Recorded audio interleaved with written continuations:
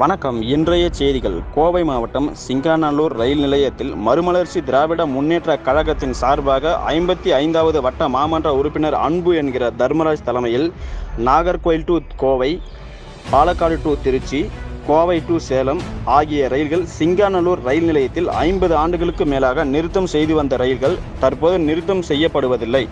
மேற்கண்ட ரயில்களை நிறுத்தம் செய்ய கோரி தென்னக ரயில்வே மற்றும் சேலம் ரயில்வே கோட்ட நிர்வாகத்தை கண்டித்து மதிமுக ரயில்வே பயணிகள் நல சங்கம் சார்பாகவும் இந்த கோரிக்கை நிறைவேற்றவில்லை என்றால் ரயிலை மறித்து போராட்டம் நடத்துவோம் என்று கோஷங்களை முழங்கினர்.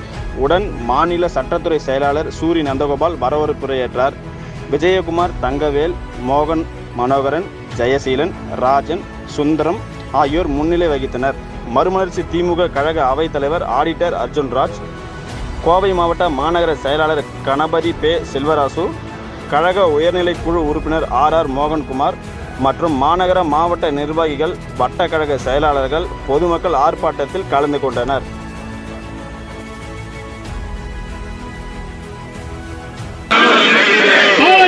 திருச்சி செல்லும் அனைத்து ரயில்களும் சிங்காநல்லூர் நிறுத்திட பாலக்காடு எக்ஸ்பிரஸ் ரயில் சிங்காநல்லூர் நிறுத்திட சிங்காநல்லூர் நிறுத்திட. ஆயிரக்கணக்கான பொதுமக்கள் பயணிக்கும் சிங்காநல்லூர் நிறுத்திட. திருச்சி பாலக்காடு எக்ஸ்பிரஸ் ரயில்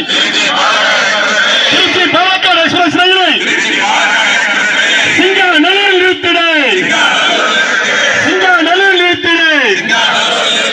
ஆர்ப்பாட்டம் மதிமுக நடத்தும்.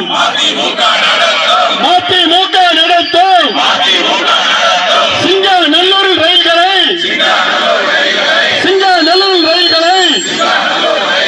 நிறுத்த கோரி ஆர்ப்பாட்டம். வைகோ பலவின் ஆர்ப்பாட்டம். மதிமுக ஆர்ப்பாட்டம். ரயில்வே நிர்வாகமே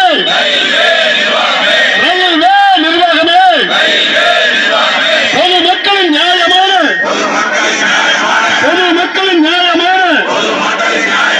கோரிக்கைகளுக்கு செயல்படுத்தினே.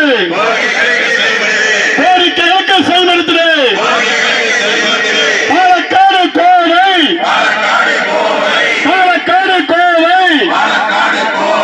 எக்ஸ்பிரஸ் ரயில் சிங்காநல்லூர் நிறுத்தினே. மறுமலர்ச்சி திராவிட முன்னேற்ற கழகத்தின் சார்பிலே இன்றைக்கு சிங்காநல்லூர் ரயில்வே ஸ்டேஷன் முன்பாக ஆர்ப்பாட்டம் செய்கின்றோம். இதில் ஏற்கனவே இங்கு வந்து நின்று சென்ற ரயில்கள் கிட்டத்தட்ட நாகர்கோயில் எக்ஸ்பிரஸ், அதுபோலவே பாலக்காடு திருச்சி அந்த ரயில்களெல்லாம் 35 ஆண்டுகளாக நின்று சென்றது. கடந்த 2 ஆண்டுகளாக இங்கே நிற்பதில்லை.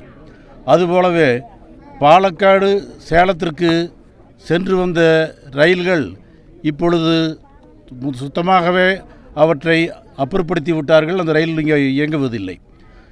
இங்கிருந்து கிட்டத்தட்ட 3000 குடும்பங்களுக்கு வாழ்வாதாரமாக இந்த ரயில்வே ஸ்டேஷன் இருந்து வருகிறது.